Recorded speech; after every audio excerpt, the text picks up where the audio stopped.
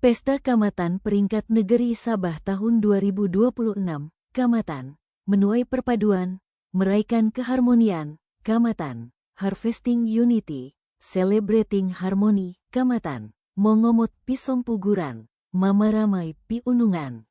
Sambutan Pesta Kamatan Peringkat Negeri Sabah pada tahun 2026 ini akan diraihkan dengan tema rasmi, Kamatan, menuai perpaduan, meraihkan keharmonian.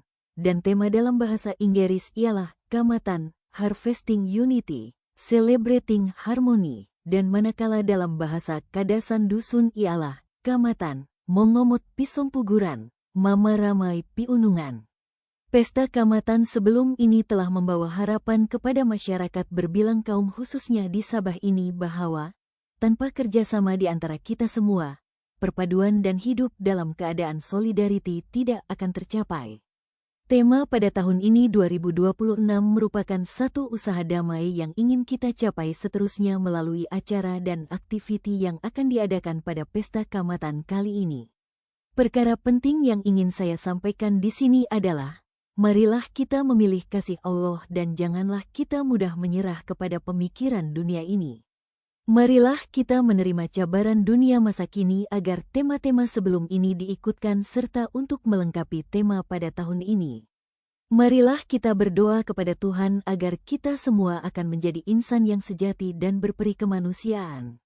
Saya juga mengharapkan agar perpaduan dan keharmonian yang ingin kita capai ini membawa kepada budaya yang bertamadun menuju inkulturasi. Jika kita ingin menjadi pengikut Yesus Kristus, dan jika kita ingin menggelarkan diri kita sebagai Kristian, inilah satu-satunya jalan, tiada jalan lain, dan jalan itu adalah mengikuti jalan kasih Yesus. Setelah dikasihi oleh Tuhan, kita dipanggil untuk membalas kasih, dan setelah diampuni, kita dipanggil untuk memaafkan, dan setelah disentuh oleh kasih, kita dipanggil untuk mengasihi tanpa menunggu orang lain mengasihi terlebih dahulu, dan setelah diselamatkan dengan penuh rahmat, kita dipanggil untuk tidak mencari manfaat daripada kebaikan yang kita lakukan. Perpaduan dan keharmonian haruslah bermula pada diri sendiri. Nilai-nilai murni yang saya telah jelaskan tadi merupakan perkara yang penting untuk hidup dalam keadaan harmoni dan dialog dengan budaya dan agama lain, membawa nilai-nilai Injil sebagai sumbangan kepada kebaikan umum. Saya mahu agar Gereja Katolik tidak menghapuskan budaya, tetapi sebaliknya menginkulturasikan nilai-nilai Injil ke dalam budaya tempatan supaya iman lebih bermakna dan berakar.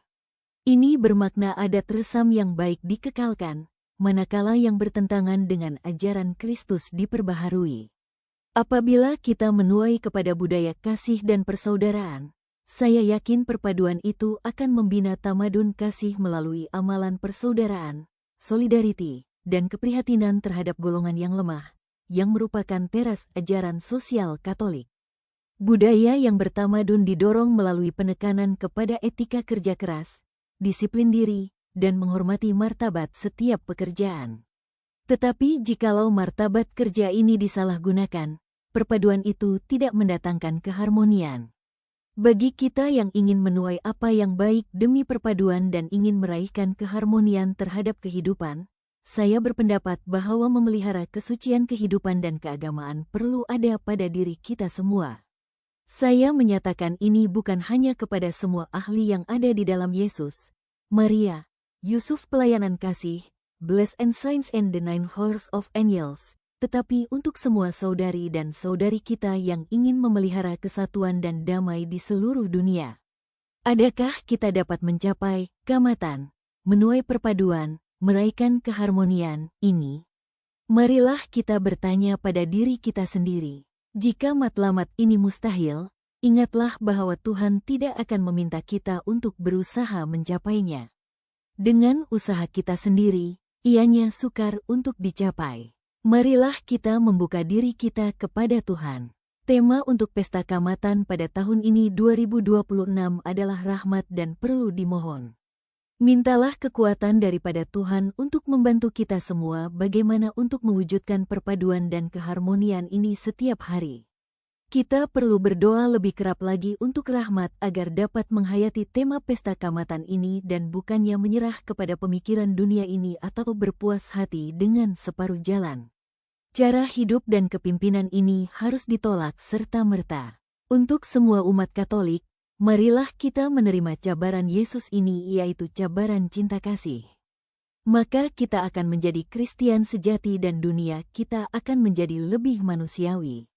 Dunia akan melihat bahwa dalam diri kita wujudnya kasih sayang akan perpaduan dan keharmonian.